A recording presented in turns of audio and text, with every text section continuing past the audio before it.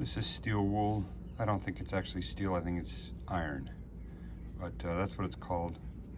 It's usually sold in a painting department, and people will use it to clean a wood or metal surface before they paint it. It's also found in scrubbing pads for kitchen work. But we learned that electricity, with the right amount, can melt metal.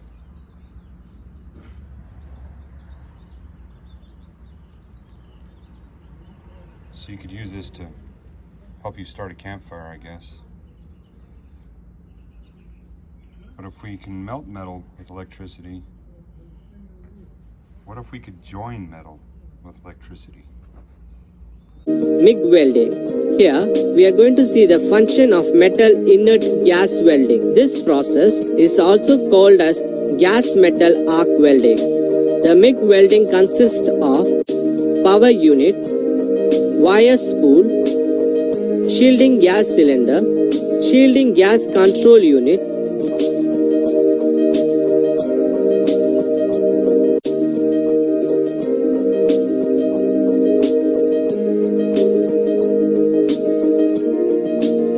In this arc welding, the electric arc is produced between a consumable metal electrode and workpiece.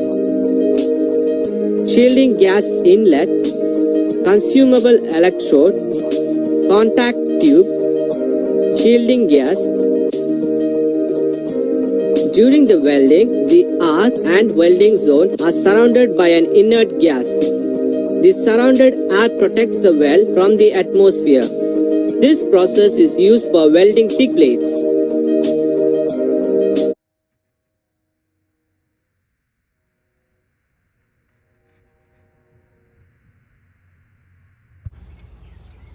One method of joining metal with electricity is with a welder. To weld, I think just means to bring two things together. This uses electricity that is basically plugs into my house, that yellow cord. It doesn't use a lot, but it changes it and it converts it to the type of electricity that is needed. There's a voltage selector switch. I could change the voltage supplied to the work depending on how the conditions of the work are. What I mean by that is like how thick the metal is or how fast I want to go. But it's in combination with wire speed, and I'm going to talk about that. So we have voltage and the wire. This is just one method.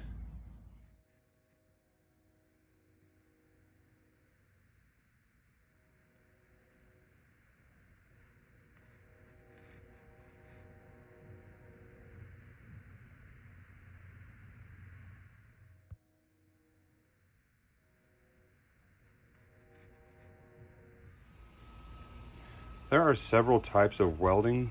There's brazing, where you use flame and a bronze rod to join steel together. You can use brazing to join copper and brass together. We also have arc welding, which is for structural steel, like building bridges.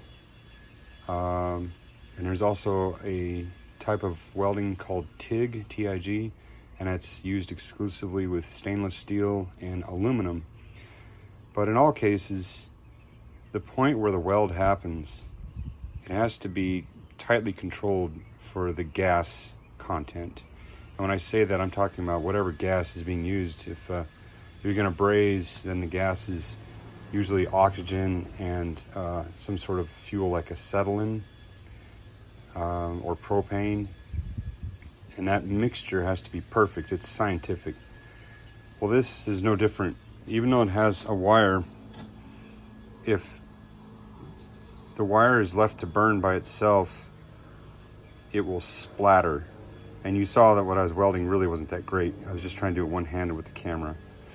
But around this, you could see a little bit of a fuzz, like crumbs.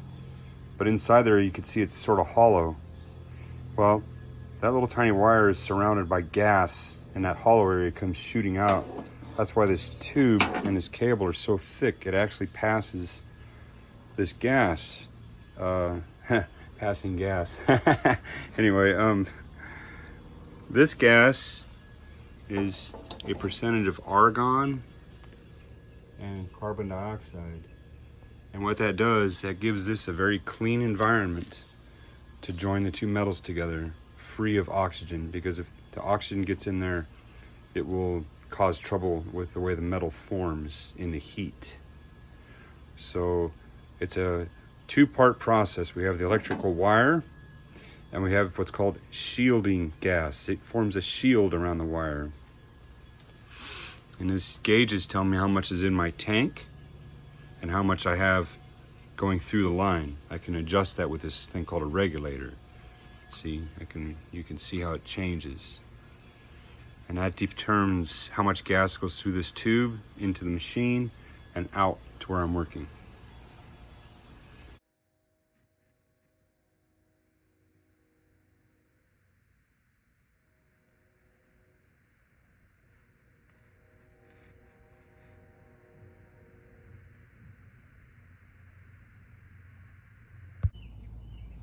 The machine is called a wire feed welder or a MIG welder. There are specifications inside. I'm not going to go over that. There's a spool of wire. It looks like copper, but it's really not copper. It's actually steel wire with a copper jacket. And when they mean copper jacket, it means the wire is formed and then it goes through a process of electroplating to where a coating of thin copper is applied to the outside of the wire to prevent it from rusting. It keeps it very clean because welding has to be done in a very clean situation.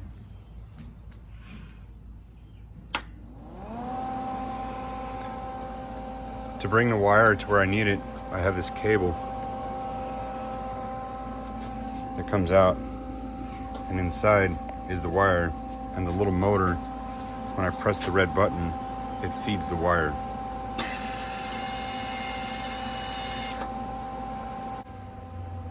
Because the welding creates a lot of light, it would burn your eyes, and it throws off sparks and a lot of ultraviolet radiation. So I wear long sleeves and gloves and this hood. And this hood has a solar cell, so it turns on and protects my eyes the very instant that it sees an arc. Remember on the battery, when I touch the steel wool to both of the posts on the battery, then the electricity flows from one side of the battery to the other, and it flows through the steel wool, and because the steel wool gets hot from the flow, it burns. And that's a different discussion from now. I just want to show you that this is the same way. The wire allows for the electrons to flow from one side of the welder to the other. This is called the ground. I'm going to clamp it right there. That's like a metal area. And then when I touch this wire to here and I press the trigger, the electricity will start to flow through here and it will melt the wire onto the work just like that.